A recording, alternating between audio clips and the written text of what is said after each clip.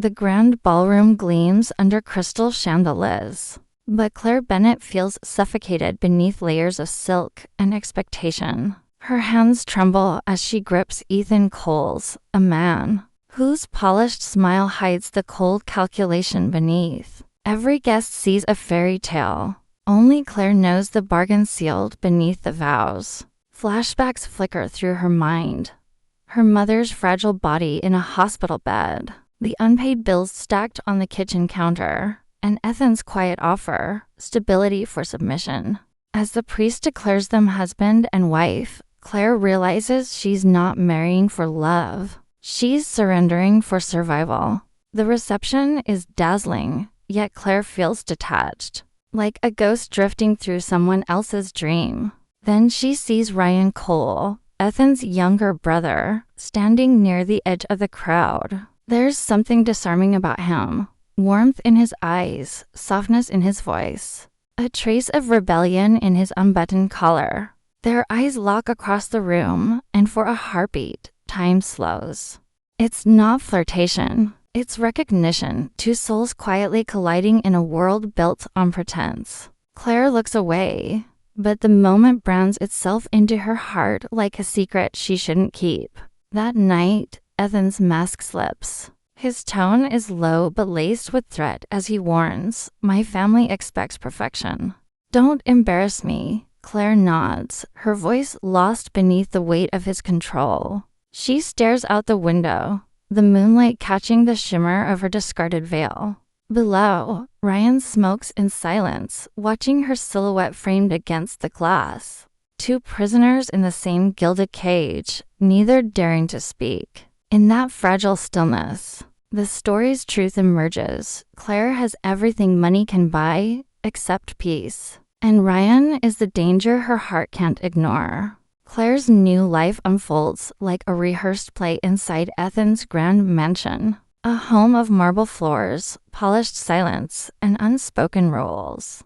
Each day begins with a mechanical smile over breakfast and ends with a dinner, filled with shallow conversation and colder glances. She wears designer dresses, attends charity galas, and poses beside Ethan for photos that paint the illusion of happiness. Yet behind the elegance, she feels hollow. Every hallway echoes with loneliness. She's no longer Claire Bennett, the girl who dreamed of love and laughter. She's Mrs. Cole, a title that feels more like a cage. When Ryan moves in, the rhythm of Claire's prison falters. His arrival feels like sunlight leaking through cracks in her glass walls. As they cross paths in quiet corners, the kitchen at midnight, the garden at dusk, small conversations blossom into something deeper. Ryan talks of his art, of rejecting the corporate coldness that defines his brother. He sketches freedom in words Claire aches to feel again. With every stolen moment, her numb heart stirs. He reminds her of who she was before survival replaced joy. Before love became a luxury she could no longer afford. Ethan's control tightens as the days pass. His voice grows sharper, his touch colder. He checks her phone, questions her every move, and criticizes her for imagined flaws. One night, after a whispered argument, a bruise blooms on her wrist, small but devastating. It's a mark that says she belongs to him, not herself. Claire hides it beneath her sleeve, but Ryan notices. In that moment, she realizes the truth. She's trapped in a gilded cage, and Ryan, with his warmth, his defiance, his compassion, is both the memory of freedom and the forbidden promise of escape. The ballroom sparkles with chandeliers and champagne, but the illusion shatters when Ethan publicly mocks Claire. Before a crowd of donors, he sneers that she's a charity case I saved, turning her into an exhibit of his power. The laughter around them burns in her ears. For the first time, Ryan steps forward, his voice sharp, his anger real. "That's enough, Ethan," he says, defending her dignity. The tension ripples through the room like electricity. Cameras flash, whispers spread. The Cole family's perfect image fractures in an instant, and under the glittering lights, Claire's shame transforms quietly into rage. Later that night, silence fills the mansion. Ethan's car screeches away, leaving Claire trembling in the kitchen, her mascara streaking down pale cheeks. When Ryan finds her, she's broken, the mask of composure finally gone. He doesn't speak. He simply stays beside her as she sobs. Then, softly, he says, "You deserve more than this." The words unravel something inside her. Their eyes meet, raw, unguarded, and before reason can intervene, they kiss. It's desperate, trembling, and wrong, yet achingly human. When they pull apart, guilt floods the room. The world hasn't ended, but everything has changed. The next morning, they move through the house like strangers carrying a secret too heavy to name. Ryan can't meet her eyes. Finally, he breaks the silence, confessing, "I can't stay here if it means watching him hurt you." His voice trembles, not from weakness, but from fear of what's been set in motion. Claire's heart clenches. She can't let him leave. "You're the only thing keeping me sane," she whispers, her voice breaking. In that fragile moment, love becomes rebellion. One forbidden kiss has crossed the line between duty and desire, a choice that will destroy them both. What began as fleeting glances soon turns into a desperate, forbidden rhythm. Claire and Ryan steal moments in shadowed hallways, hidden gardens, and quiet rooms where the walls themselves seem to hold their secrets. Their love is both sanctuary and sin, burning brighter because it must remain unseen. Each touch feels like defiance, each whispered word a rebellion against the world Ethan built. For the first time in years, Claire feels alive. Yet with every stolen night, the danger grows.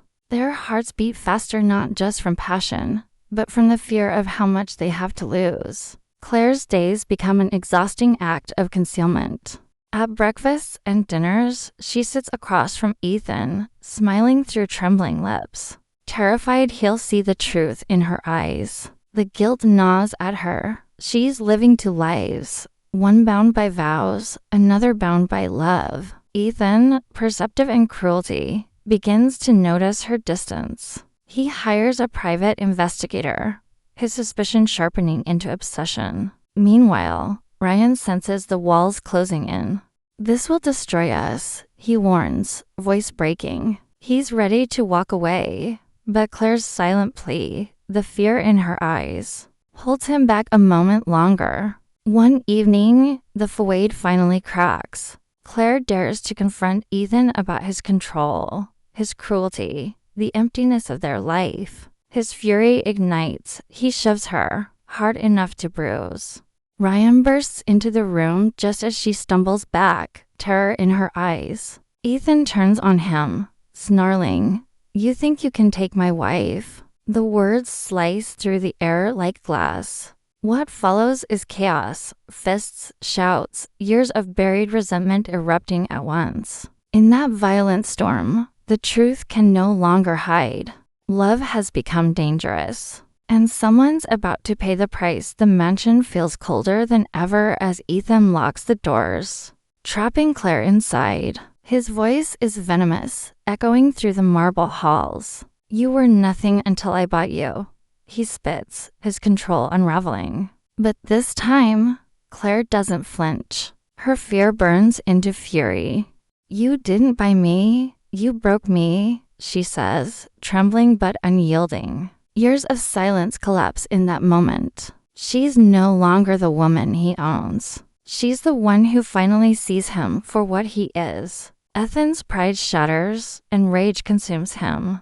For the first time, he realizes he's losing control, not of her body, but her soul. Ethan lunges toward her, and chaos erupts. Furniture crashes, glass breaks, and a lamp topples, setting a curtain ablaze. Within seconds, the elegant living room becomes an inferno. Claire screams, choking on smoke, while Ethan stumbles in the heat.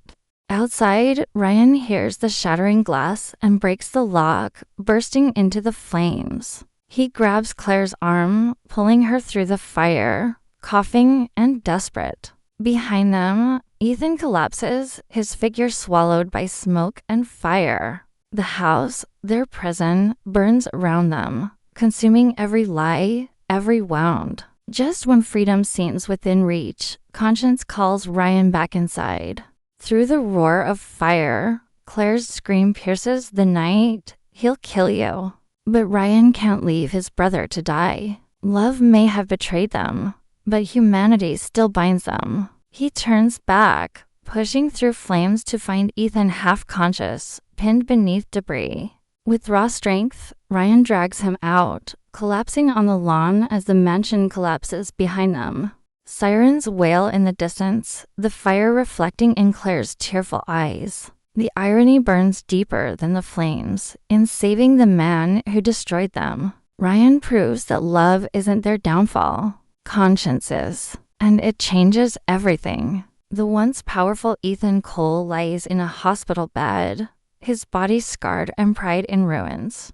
The fire that nearly claimed his life has stripped away his illusions of control. Claire visits only once, not out of pity, but closure. When he offers her hush money and a generous settlement, she refuses without hesitation. "I don't want your guilt," she says softly. "I want my freedom."